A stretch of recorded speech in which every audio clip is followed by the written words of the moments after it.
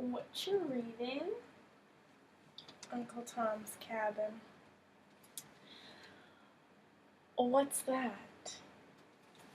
It's only the second most important book of its time period after the Bible. So, it's the most important book of its time period. It's about a black person during a time when slavery was just beginning to be questioned, about its morality and its necessity. It was written by Harriet Beecher Stowe, and it was published in 1852. oh, what's it about?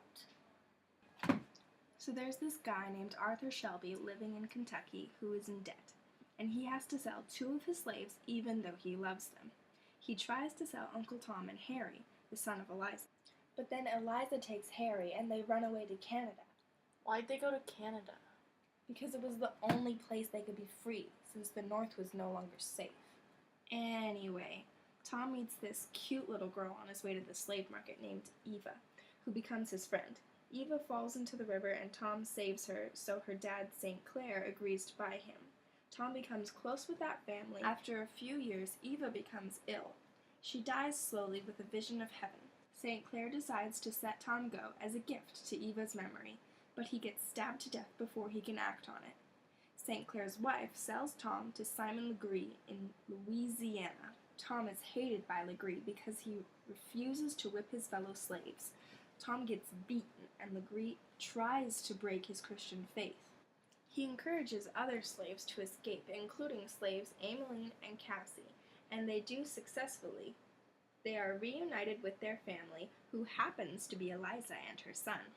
Tom refuses to tell Legree where they went, so he gets beaten to death, just as George Shelby, the son of Arthur Shelby, comes with money to buy Tom's freedom.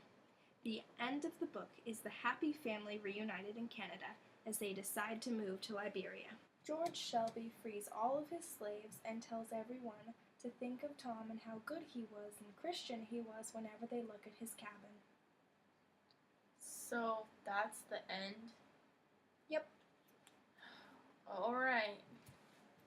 Catch you later then.